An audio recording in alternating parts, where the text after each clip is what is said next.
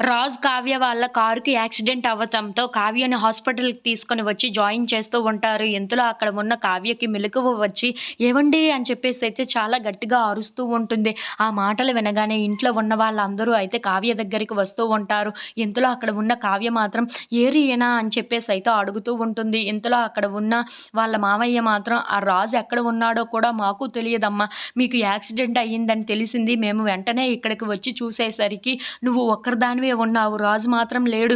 ఎక్కడ ఉన్నాడో, ఎలా ఉన్నాడో కూడా మాకు తెలియదు" అని చెప్పేసైతే అంటూ ఉంటాడు. ఆ మాటలు వినగానే అక్కడ ఉన్న కావ్య అయితే ఒక్కసారిగా షాక్ అయిపోయి వాళ్ళ మామయ్య వైపు అలా చూస్తూ ఉండిపోతుంది. ఇంతలో అక్కడ ఉన్న అపర్ణాదేవి మాత్రం అప్పు వైపు చూసి "ఏమైంది అప్పు? రాజు ఎక్కడ ఉన్నాడు? ఎలా ఉన్నాడు?" అని చెప్పేసైతే చాలా బాధగా అడుగుతూ ఉంటుంది. ఇంతలో అక్కడ ఉన్న అప్పు మాత్రం "ఏమో ఎక్కడ ఉన్నాడో, ఎలా ఉన్నాడో కూడా మాకు తెలియదు. ఎంత వెతికినా సరే ఎక్కడ ఒక్క అణువు కూడా కనిపించలేదు. ఎంత వెతికినా ఎక్కడా కనిపించలేదు.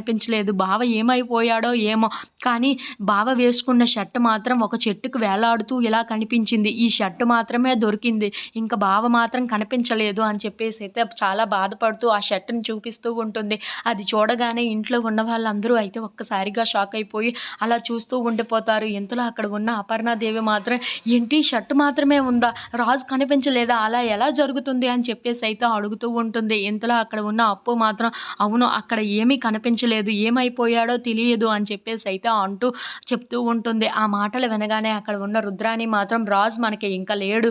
రాజు చనిపోయాడు" అని చెప్పేసైతే అంటూ ఉంటుంది. ఆ మాటలు వినగానే అక్కడ ఉన్న అపర్ణాదేవి అయితే ఒక్కసారిగా షాక్ అయిపోయి రాజు షర్ట్‌ని పట్టుకొని బాధపడుతూ ఉంటుంది. ఇంతలో అక్కడ ఉన్న కావ్య చాలా బాధపడుతూ, ఏడుస్తూ అలా ఉండిపోతుంది. If you like this video please subscribe.